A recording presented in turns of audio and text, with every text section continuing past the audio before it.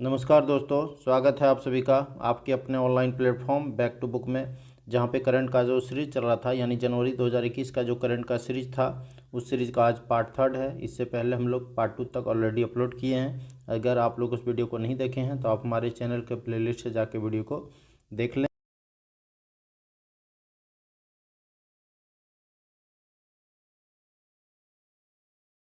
Please आप channel को subscribe कर लें।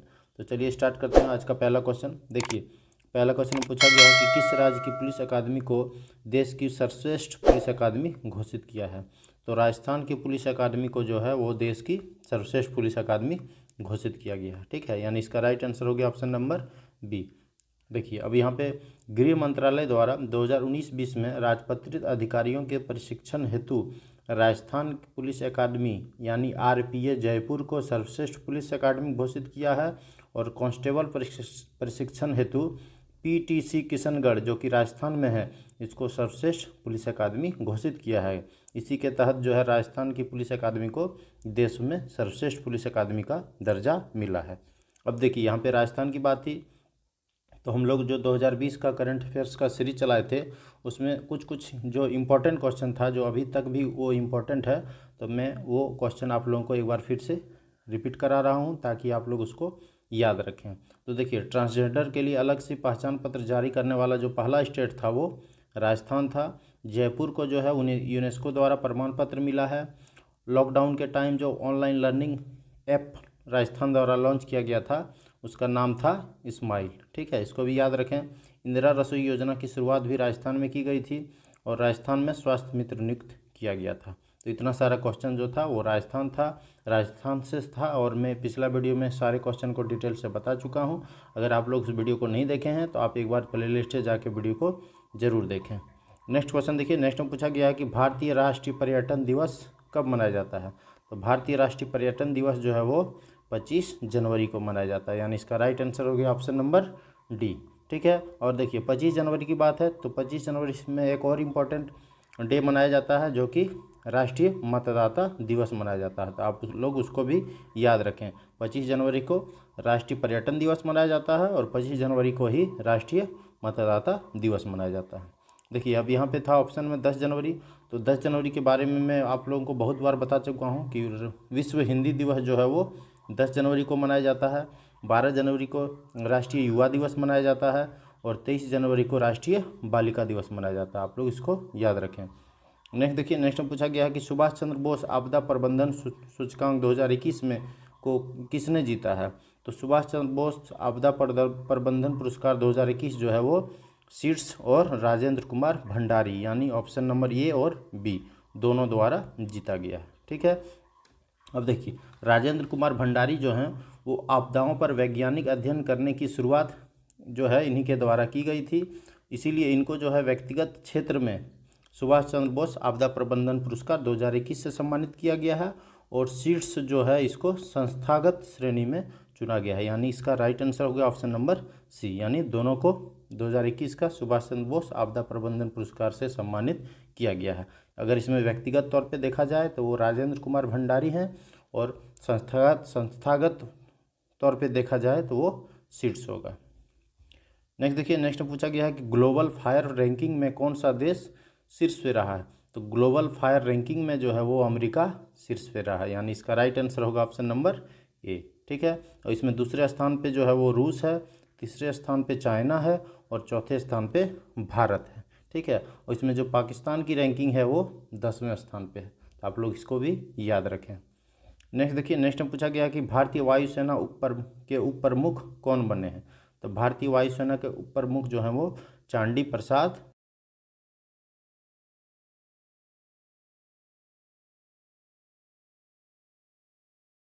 इससे पहले जो थे वो एस.के. सैनी थे, और अभी वर्तमान में जो है वो चांडी प्रसाद मोहंती भारतीय सेना के उप प्रमुख हैं। ठीक है, और भारतीय सेना के प्रमुख जो हैं वो मनोज मुकुंद नरवणे है, और भारतीय सेना का सीडीएस जो है चीफ डिफेंस स्टाफ वो बिपिन रावत हैं। आप लोग इसे भी याद रखें। देखिए, ये हैं चांडी प्रसाद मोहंती। नेक्स्ट देखिए, नेक्स्ट में पूछा गया है कि Manohar Parrikar off the record book के लेखक कौन है? तो Manohar Parrikar off the record book के लेखक जो हैं वो वामन शुभा प्रभु हैं, यानी इसका राइट आंसर हो जाएगा ऑप्शन नंबर बी। ठीक है, और ये गोवा के हैं, तो गोवा के जो अभी प्रेजेंट में सीएम हैं वो प्रमोद सावंत हैं, और इन्हीं के द्वारा इस बुक को लॉन्च किया गया है। नेक्स्ट देखिए, नेक्स्ट में पूछा गया कि भारत के सबसे लंबे रोड आर्च ब्रिज का उद्घाटन कहाँ किया गया है? तो भारत के सबसे लंबे रोड आर्च ब्रिज का उद्घाटन जो है वो मेघालय में किया गया है, यानी इसका राइट आंसर होगा ऑप्शन नंबर बी। ठीक है, और भारत अगर पूछा जाए क्वेश्चन में कि देश की सबसे बड़ी यानी भारत की सबसे बड़ी रेल रोड ब्रिज कहाँ पे है, तो वो असम में है और उसका नाम है बोगीबिल ब्रिज। आप लोग इसको भी याद रखें। और एक हाल ही में आप लोग को बताए थे क्वेश्चन कि बिहार के नालंदा में एक ग्लास ब्रिज का उद्घाटन किया गया था। ठीक है, तो आप लोग उसको भी याद रखें। अगर ग्लास ब्रिज पूछा जाए तो वो बिहार के नालंदा में होगा, सबसे लंबा रोड आर्च ब्रिज पूछा जाए तो वो मेघालय होगा, और सबसे लंबा रेल रोड ब्रिज पूछा जाए तो वो असम में होगा, और वो बोगीबिल ब्रिज उसका नाम है। देखिए ये है आर्च ब्रिज। नेक्स्ट देखिए, नेक्स्ट पूछा गया कि 2019-20 के लिए business standard banker of the year किसे चुना गया है? तो 2019-20 के लिए business standard banker of the year जो है वो श्याम श्रीनिवासन को चुना गया है, यानी इसका राइट आंसर हो जाएगा ऑप्शन नंबर सी। देखिए ये हैं श्याम श्रीनिवासन। नेक्स्ट क्वेश्चन देखिए, नेक्स्ट में पूछा गया है कि माइकल एंड शीला हेल्ड पुरस्कार किसे मिला है? माइकल एंड शीला हेल्ड पुरस्कार जो है वो निखिल श्रीवास्तव को मिला है, यानी इसका राइट आंसर हो जाएगा ऑप्शन नंबर बी। ठीक है, देखिए ये हैं निखिल श्रीवास्तव। देखिए नेक्स्ट में पूछा गया कि राष्ट्रीय बालिका दिवस कब मनाया जाता है? तो राष्ट्रीय बालिका दिवस जो है वो 24 जनवरी को मनाया जाता है, यानी इसका राइट आंसर हो जाएगा ऑप्शन नंबर बी। ठीक है, इसमें देखिए ऑप्शन में है 23 जनवरी, तो 23 जनवरी को सुभाष चंद्र बोस जयंती मनाया जाता है, जो कि 2021 में भारत सरकार द्वारा इसको राष्ट्रीय पराक्रम दिवस के रूप में मनाने की घोषणा कर दी गई है। आप लोग इसको याद रखें, ये बहुत ही इंपॉर्टेंट है। और 25 जनवरी को के बारे में मैं पिछला क्वेश्चन में ही आप लोगों को बताया हूँ कि 25 जनवरी को राष्ट्रीय मतदाता दिवस और राष्ट्रीय पर्यटन दिवस मनाया जाता है, और 10 जनवरी को जो है वो विश्व हिंदी दिवस मनाया जाता है। नेक्स्ट देखिए, नेक्स्ट पूछा गया कि किस राज्य सरकार ने जेल पर्यटन योजना शुरू करने की?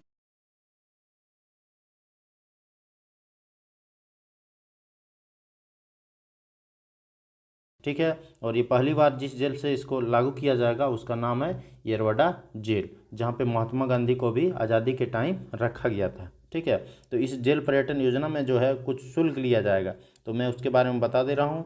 इसमें स्कूली छात्रों से 5 रुपया लिया जाएगा, कॉलेज के छात्राओं से 10 रुपया लिया जाएगा, और सामान्य नागरिक से 50 रुपया जो है वो पर्यटन शुल्क देना पड़ेगा। नेक्स्ट देखिए, नेक्स्ट में पूछा गया है कि पीएम राष्ट्रीय बाल पुरस्कार से कितने बच्चों को सम्मानित किया गया है? तो पीएम राष्ट्रीय बाल पुरस्कार से 32 बच्चों को सम्मानित किया गया है, यानी इसका राइट आंसर हो जाएगा ऑप्शन नंबर ए। नेक्स्ट देखिए, नेक्स्ट में पूछा गया कि एक पौधा सुपोषित बेटी के नाम नामक योजना की शुरुआत कहाँ की गई है? तो एक पौधा सुपोषित बेटी के नाम नामक योजना की शुरुआत राजस्थान में की गई है, यानी इसका राइट आंसर होगा ऑप्शन नंबर ए। ठीक है, और राजस्थान की बात थी तो मैं राजस्थान के बारे में आप लोगों को पिछला क्वेश्चन में डिटेल में बता चुका हूँ। नेक्स्ट देखिए, नेक्स्ट में पूछा गया कि सृष्टि गोस्वामी को किस राज्य में एक दिन के लिए सीएम बनाया गया था? तो सृष्टि गोस्वामी को जो है वो उत्तराखंड में एक दिन के लिए सीएम बनाया गया था, यानी इसका राइट आंसर हो जाएगा ऑप्शन नंबर सी। ठीक है, अब देखिए इनको एक दिन के लिए सीएम क्यों बनाया गया था? तो राष्ट्रीय बालिका दिवस जो कि 24 जनवरी को मनाया जाता है, उसी के लक्ष्य पे जो उपलक्ष्य पे जो है वो सृष्टि गोस्वामी को एक दिन के लिए उत्तराखंड का सीएम बनाया गया था। अब देखिए यहाँ पे उत्तराखंड की बात है, तो उत्तराखंड में दृष्टि पोर्टल लॉन्च किया गया था। उत्तराखंड में फूलों की घाटी उत्तराखंड को फूलों की घाटी बोला जाता है। उत्तराखंड में जिम कॉर्बेट नेशनल पार्क है, जिसका पुराना नाम अक्सर एग्जामों में पूछा जाता है, जिसका नाम है हैली नेशनल पार्क, तो आप लोग उसको भी याद रखें। उत्तराखंड को देवभूमि बोला जाता है। उत्तराखंड में होप पोर्टल लॉन्च किया गया था। जैव विविधता पार्क का उद्घाटन जो है वो उत्तराखंड में किया गया था। भारत का पहला लाइकन पार्क का भी स्थापना जो है वो उत्तराखंड में किया गया है। देखिए ये हैं सृष्टि गोस्वामी। नेक्स्ट देखिए, नेक्स्ट में पूछा गया है कि ऑपरेशन सर्द हवा की शुरुआत किस राज्य में की गई थी? तो ऑपरेशन सर्द हवा की शुरुआत जो है वो भारत पाकिस्तान के बॉर्डर पे राजस्थान में की गई थी, यानी इसका राइट आंसर हो जाएगा ऑप्शन नंबर ए। नेक्स्ट देखिए, नेक्स्ट में पूछा गया है कि बाजार पूंजीकरण के मामले में बाजार पूंजीकरण के आधार पर देश की सर्वश्रेष्ठ मूल्यवान कंपनी कौन बनी है? तो बाजार पूंजीकरण के आधार पर देश की सर्वश्रेष्ठ मूल्यवान कंपनी जो है वो टीसीएस है, यानी इसका राइट आंसर हो जाएगा ऑप्शन नंबर ए। ठीक है, इसमें दूसरे स्थान पे रिलायंस है। अब देखिए यहाँ पे टीसीएस की बात थी, तो टीसीएस की स्थापना जो है 1968 में की गई है। इसका हेडक्वार्टर मुंबई में है। इसके प्रेजेंट में चेयरमैन जो है वो नटराजन चंद्रशेखरन है, और इसके प्रेजेंट में एमडी एंड सीईओ हैं राजेश गोपीनाथन। आप लोग इसे भी याद रखें। नेक्स्ट देखिए, नेक्स्ट में पूछा गया है कि वैज्ञानिक प्रकाशन के मामले में कौन सा देश शीर्ष पे रहा है? तो वैज्ञानिक प्रकाशन के मामले में जो है वो चीन फर्स्ट पे है और अमेरिका दूसरे स्थान पे है। तो इसका राइट आंसर हो जाएगा ऑप्शन नंबर ए। नेक्स्ट देखिए, नेक्स्ट में पूछा गया कि राष्ट्रीय सर्वश्रेष्ठ चुनावी पुरस्कार 2020 के लिए